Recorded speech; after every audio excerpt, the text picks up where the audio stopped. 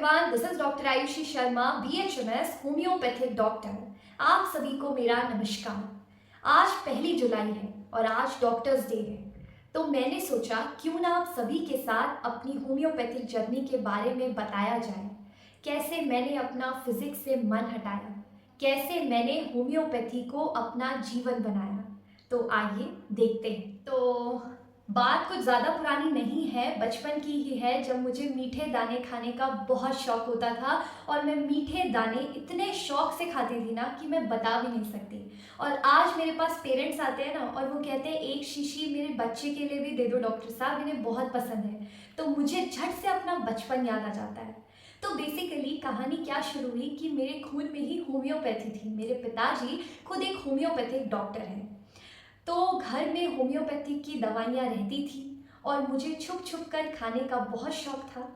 अब घर वाले मना भी करते थे, ज़्यादा नहीं खानी चाहिए, लेकिन मुझे तो अच्छी लगती थी, मीठी लगती थी, तो मैं खाती थी।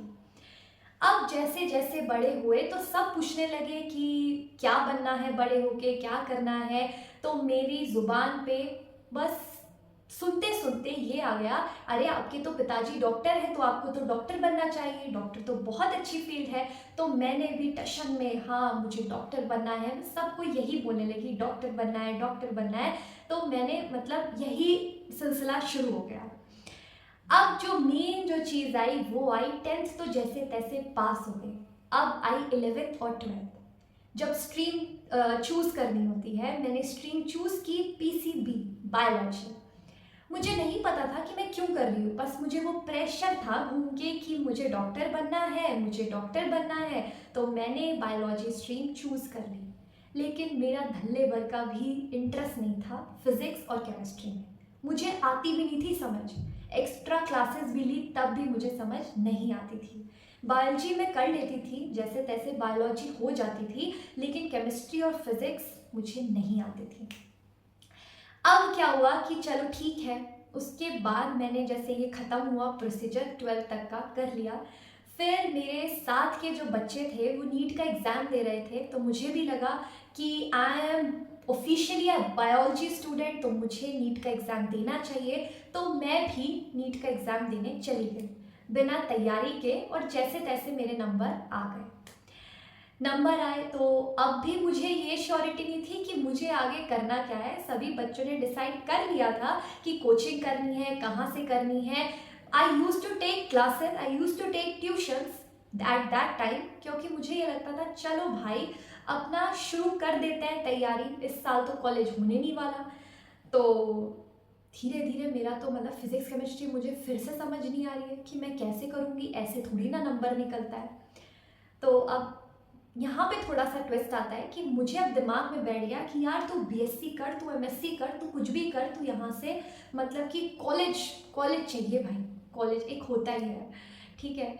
तो अब मेरे जो फादर हैं वो होम्योपैथिक डॉक्टर हैं, तो उन्होंने जैसे मतलब कि राजस्थान से की थी अपनी जो स्टडी है, तो उन्होंने मेरे सामने एक ये चीज़ रखी कि तू होम्योपैथिक कर ले, और होम्योपैथिक डॉक्टर भी अच्छा प्रोफेशन है। और मैंने ये जानने की कोशिश नहीं की कि क्या सब्जेक्ट है क्या नहीं है, बस मुझे कॉलेज चाहिए था और मुझे जाना था, मुझे कॉलेज में रह के हॉस्टल लाइफ देखनी थी, मुझे ये सब था। तो मैंने कहा ठीक है, मैं मतलब ऐसे ही होम्योपैथी कर लूँगी। मुझे कोई श्योरिटी नहीं थी, मुझे कोई सब्जेक्ट्स के बारे में भी नहीं पता था।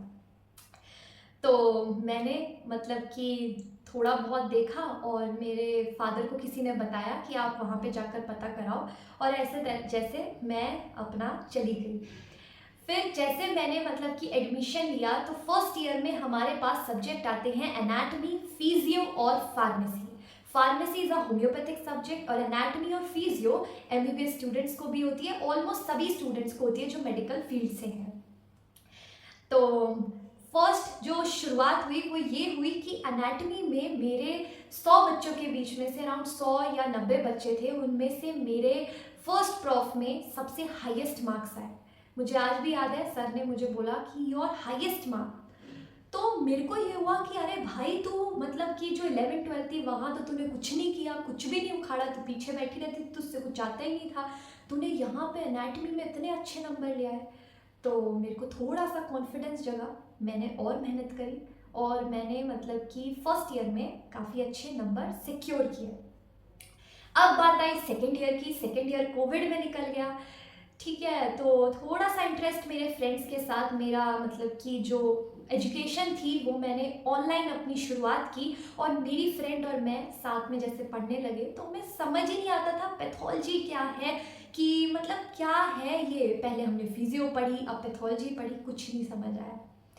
थर्ड ईयर में आए, अब मेरे दिमाग में ऐसा आ गया कि यार मुझे तो मतलब कुछ करना है। अपनी जो ये इतने नीडी पीपल हैं, इतने लोग परेशान हैं, कितना मतलब मैं अपने जैसे कोविड के टाइम पे घर पे ही थे, तो मैं देखती थी कि मेरे फादर इतने सारे पेशेंट्स अपनी प्रॉब्लम बताते हैं और वो उनकी सुनते हैं, और उन्हें मतलब इतना अच्छा मतलब जॉली नेचर, मतलब एक अच्छा इन्वायरमेंट देकर उन्हें ट्रीट भी करते हैं, और पेशेंट हंसी खुशी, हाँ डॉक्टर साहब ठीक हूँ डॉक्टर साहब, ऐसे करके जाता है। तो मुझे लगा मैं कुछ कर पाऊंगी। चलो ठीक है, फिर मेरे दिमाग में दूसरे लेवल पे ये चीज़ आई कि अरे अभी तो सेकेंड ईयर ही है, कर लेगी, देख लेंगे। थर्ड ईयर आ गया, सर्जरी, गायनी, ये वाले सब्जेक्ट, भाई ये भी आधा हमारा कोविड में निकल गया। अब जब क्लासेस लगती तो बच्चे आगे आगे बोलते, लेकिन मुझसे नहीं जवाब दिया जाता, क्योंकि जो कॉन्फिडेंस लेवल वो यहाँ से यहाँ आ गया। तो फिर अब शुरुआत दोबारा से क्या हुई कि फाइनल ईयर शुरू हुआ, और तब आई सारे सब्जेक्ट्स की भरमार। मतलब जो फर्स्ट ईयर में थे उन सब का मतलब कि एक होता है ना कॉम्बिनेशन, वो सारे सब्जेक्ट्स आने लग गए। धीरे धीरे धीरे धीरे टीचर्स टोकने लगे, अरे क्या हो गया क्या नहीं, बोलने लगे, क्योंकि अब वो कोविड के बाद वाला फेज शुरू हो गया। तब मुझे थोड़ा इंटरेस्ट जगा। मुझे लगा कि यार ये प्रोफेशन, ये होम्योपैथी तो गजब की चीज़ है, कहाँ ही आ गए। एक फिजिक्स केमिस्ट्री और एक ये, जहाँ पे फिजिक्स केमिस्ट्री का नामो निशान नहीं है, जहाँ पे आपको अपने पेशेंट्स को समझना है, अपने पेशेंट्स को जानना है, और अगर आप एक बार पेशेंट को जान गए तो आप उनको झट से ठीक कर सकते हो। फिर बात शुरू हुई इंटर्नशिप की। अब इंटर्नशिप आते आते मेरा जो मोरल है वो डाउन हो गया। क्यों डाउन हुआ? क्योंकि मुझे ऐसा लगता था अंदर से कि मैं पेशेंट देख ही नहीं पाऊंगी, मैं नहीं ठीक पर कर पाऊंगी। जैसे मैं अपने सीनियर डॉक्टर्स को देखती थी, मतलब मेरे प्रोफेसर्स जो थे, कि यार ये कैसे देखते हैं, ये कैसे एक मेडिसिन निकाल देते हैं। और कुछ हम जैसे पढ़ते हैं तो हम पढ़ाई के प्रिंसिपल्स पे होते हैं, लॉज पे होते हैं, तो मुझे ऐसा लगता था यार मैं कभी नहीं कर पाऊंगी ऐसे, मैं नहीं पेशेंट को देख पाऊंगी क्या ही। पर मुझे कभी भी ये नहीं था कि मैं गलत फील्ड में घुसी हूँ, बस मुझे हमेशा से अपने पे कॉन्फिडेंस लो ही रहता था।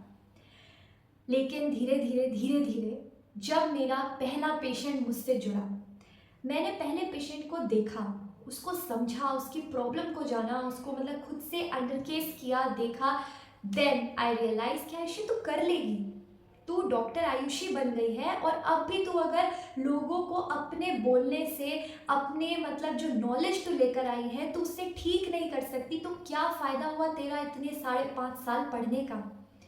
तो मतलब ये सब चीज़ें हुई पहले से लेकर, फिर दोबारा मतलब डीमोटिवेट हो गई, मुझसे नहीं हो रहा तो छोड़ दे, लेकिन फिर से अपने आप को ग्रो किया। और आज ये ज़रूर बात है, चाहे कुछ हो ना हो, मुझे अपनी पैथी पर इतना प्राउड फील है ना, इतना प्राउड फील है कि लिटरली अगर कोई इसके बारे में कुछ बोल दे तो मुझे बर्दाश्त नहीं है, क्योंकि मेरे पास वो इतनी नॉलेज है कि मैं कॉन्ट्राडिक्ट कर सकती हूँ। अगर कोई मुझे ऐसे बोले कि इसमें तो मीठे दाने होते हैं, ये तो कैसे ही ठीक करेगी, और इसमें ये गोलियां थोड़ी ना ठीक करेंगी, और इसमें इतनी कैपेसिटी थोड़ी ना होती है कि ये ठीक कर देगी, तो मेरे पास ना एक के बाद एक जवाब होता है कि भाई तुम लेकर देख लो, पता चल जाएगा कि ठीक करेगी या नहीं करेगी।